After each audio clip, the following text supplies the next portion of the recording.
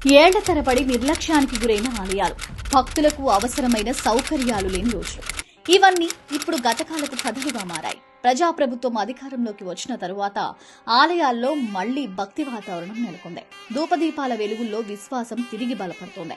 ప్రజాప్రభుత్వం ఏర్పడిన నాటి నుంచి సీఎం రేవంత్ రెడ్డి గారి నాయకత్వంలో దేవాదాయ శాఖ బాధ్యతలు నిర్వహిస్తున్న మంత్రి కొండా సురేఖ గారు మానవీయతతో కూడిన పరిపాలనకు ప్రతీకగా నిలుస్తున్నారు. తెలంగాణ అభివృద్ది ప్రయాణంలో ఒక ప్రభావవంతమైన మహిళా నాయకురాలిగా రాష్ట్ర రాజకీయాల్లో తన ప్రత్యేక స్థానాన్ని ఏర్పరచుకుంటూ దేవాదాయ శాఖ మంత్రిగా స్పష్టమైన ముద్ర వేశారు.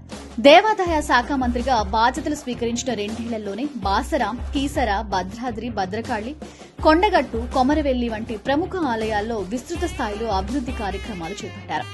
2023లో రాష్ట్రంలోని ఆలయాల ఆదాయం 373 కోట్లు ఉండగా ప్రస్తుతం 544 కోట్లకు పెరిగింది.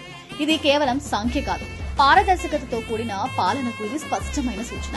యాదగిరిగుట్ట ఆలయ గోపురానికి 63 కిలోల స్వర్ణ తాపడం చేపట్టి ఎత్తైన గోపురంగా తీర్చిదిద్దారు. వేములవాడ ఆలయ అభివృద్ధికి 693 కోట్లు, మేడారం మహాజాతర శాశ్వత అభివృద్ది పనులకు 251 కోట్లు, భద్రాచలం అభివృద్దిలో భాగంగా భూసేకరణకు 60 కోట్లు, భద్రకాళి ఆలయ మాడవీధుల నిర్మాణానికి 30 కోట్లు, యాదాద్రిలో 43 కోట్లతో 17 ఎకరాల్లో వేద పాఠశాల నిర్మాణానికి ప్రతిపాదనలతో పాటు రాష్ట్రంలోని అనేక ఆలయాల అభివృద్ధికి మొత్తం 450 కోట్ల నిధులు కేటాయించారు. సమ్మక్క సారాళమ్మ 2024 జాతరకు 110 కోట్లతో విస్తృత ఏర్పాట్లు చేశారు. బోనాల పండుగను సాంప్రదాయానికి తగ్గట్టుగా గతాన్ని మించిన వైభవంతో నిర్వహించారు. సరస్వతి పుష్కరాలను కూడా ఘనంగా నిర్వహించారు. భద్రాచలం, బాసర, అలంపురం జోగులాంబ దేవాలయాల్లో నదీ హారతి చేపట్టారు. సాంకేతికతను సామాన్యులకు అందుబాటులోకి తెచ్చి మీ సేవ టీయూఫోలియా ద్వారా ఆన్లైన్ ప్రసాద బుకింగ్ సౌకర్యాన్ని కల్పించారు. అన్నదాన కేంద్రాల విస్తరణ, వస్తు సదుపాయాల మెరుగుదల ద్వారా భక్తులకు మెరుగైన సౌకర్యాలు అందిస్తున్నారు.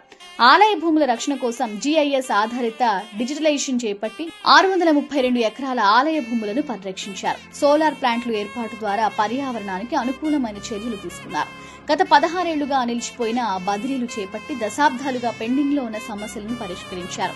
33 మంది జూనియర్ అసిస్టెంట్లకు గ్రేడ్ 3 ఎగ్జిక్యూటివ్ ఆఫీసర్లుగా పదోన్నతులు కల్పించారు. ఇది కేవలం వ్యవస్థలో మార్పు కాదు, దైవ సేవగా తమ విధిని భావించే ఉద్యోగులకు ఇచ్చిన గౌరవం. ఇదే ప్రజాస్వామ్యానికి ప్రత్యక్ష నిదర్శనం. Administration with accountability, governance with commitment, that is minister Konda Surekha. Restoring faith, rebuilding temple, serving people.